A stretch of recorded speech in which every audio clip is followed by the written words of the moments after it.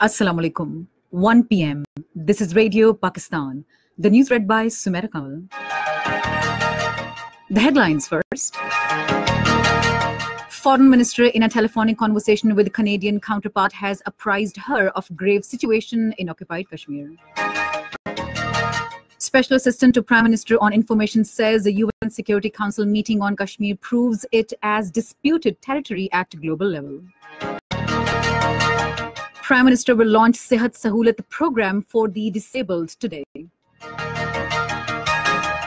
France has called for an immediate end to fighting in the Syrian city of Idlib. And now the news in detail. Prime Minister Imran Khan has welcomed the UN Security Council meeting to discuss the serious situation in occupied Jammu and Kashmir. In a tweet today, he said it is for the first time in over 50 years that the world's highest diplomatic forum has taken up this issue. The Prime Minister said there are 11 UN Security Council resolutions reiterating the Kashmiris' right to self-determination.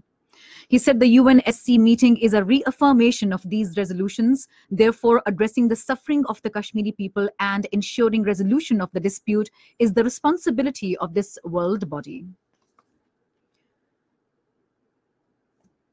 Canadian counterpart Freeland apprised her about the sufferings of people in occupied Kashmir. He also briefed her about the unilateral and illegal actions of India, including suspension of mobile and internet services, imposition of curfew, human rights violations, and blockade of the entire occupied Kashmir.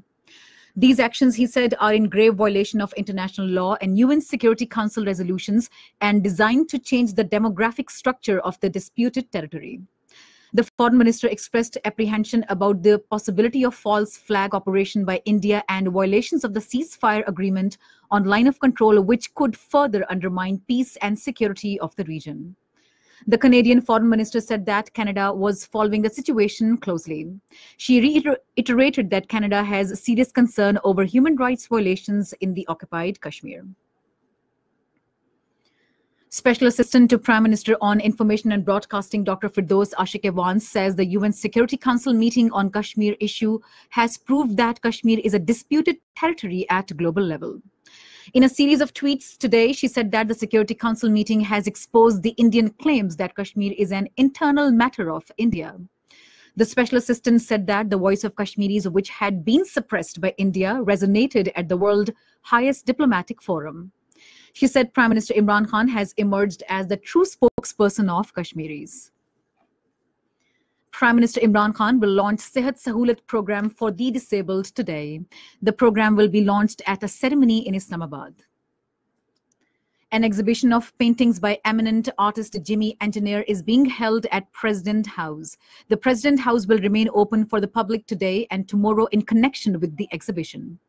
People can visit the exhibition from 3 p.m. to 7 p.m. today and from 10:30 a.m. to 1 p.m. and from 3 p.m. to 7 p.m. tomorrow. Azad Jammu Kashmir Prime Minister Raja Farooq Haider has said that UN Security Council's meeting on Kashmir dispute is the Indian defeat on diplomatic front. In a statement, he said it was due to successful diplomacy of Pakistan that all the efforts and conspiracies of Modi to get the meeting cancelled failed. In occupied Kashmir, Indian police have registered a case against 2 Muslim youth in Rajouri district of Jammu region for their posts on social media. According to reports, police have registered a case against the youth and teams have been formed to arrest them. France has called for an immediate end to fighting in the Syrian city of Idlib. The French Foreign Ministry in a statement also condemned airstrikes on refugee camps in Syria. According to reports, Syrian army has advanced toward the town of Khan Sheikhoun in Idlib in a pincer movement that could encircle the southern part of the rebel enclave. Meanwhile, United Nations and aid agencies have warned of a new humanitarian catastrophe in northwest Syria. A U.S. Congresswoman, Rashida Tlaib, has rejected an offer by Israel to let her travel to the West Bank. Tlaib, who has been critical of Israeli policy towards the Palestinians, said in a tweet that she would not visit her family there because the Israeli government had imposed oppressive conditions to humiliate her. She had planned to make an official visit to Israel along the fellow Democratic Congresswoman Ilhan Omar of Minnesota. In Ukraine, 8 people were killed and 10 others injured in a fire early this morning in a hotel in the southern part of city of Odessa. And that is the end of the news. For more news and analyses, log on to our website, radio.gov.pk, and also watch live streaming of a bulletin on the link facebook.com/radio, Pakistan News Official.